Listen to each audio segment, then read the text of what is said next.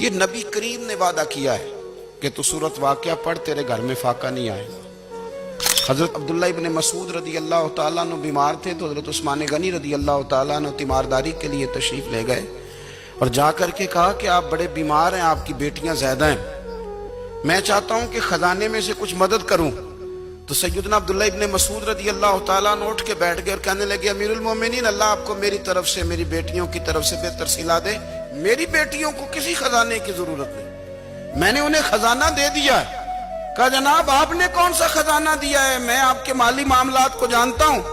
تو فرمانے لگے امیر المومنین، میرے نبی کریم نے فرمایا ہے جو سورت واقعہ پڑھے اسے کبھی فاقہ نہیں آتا، میں نے بیٹیوں کو یاد کرا دی ہے، یہ خزانہ میں نے انہیں دے دیا ہے۔ وہ سارے والدین سنیں جو بیٹیوں کے لیے پریشان رہتے ہیں۔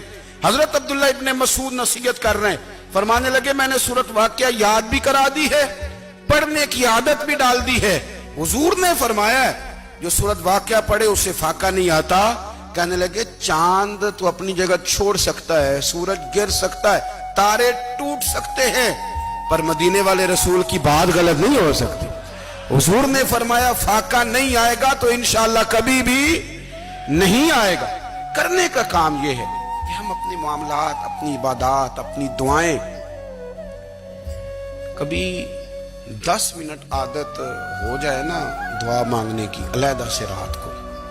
حضور نے فرمایا جو فرض نماز کے بعد دعا مانگے اللہ اس کی قبول کر لیتا ہے۔ نبی پاک صلی اللہ تعالی علیہ وسلم نے فرمایا اللہ مسافر کی دعا قبول فرماتا ہے۔ حضور نے فرمایا اللہ مظلوم کی دعا قبول فرماتا ہے۔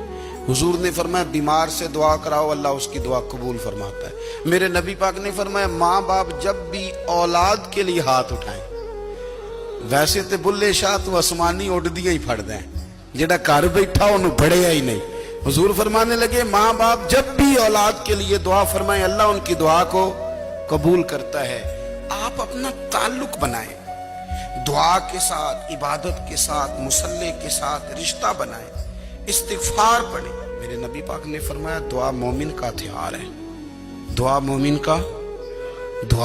کا۔ حضور نے فرمایا تقدیر کو سوائے دعا کے کوئی چیز نہیں بدل سکتی۔ دعا مومن کا ہتھیار ہے، یہ کافر کے پاس کوئی نہیں، یہ ہتھیار ہے مومن کا۔ اللہ کرے آپ کو سمجھ آئے، پھر سنیں کئی بار کہہ چکا ہوں یہ ہتھیار ہے۔ کافر کے مقابلے میں جو تیرے پاس سب سے بڑا ہتھیار ہے وہ دعا ہے۔ دعائیں کرانی چھوڑ دی، کرنی چھوڑ دی، لینی چھوڑ دی۔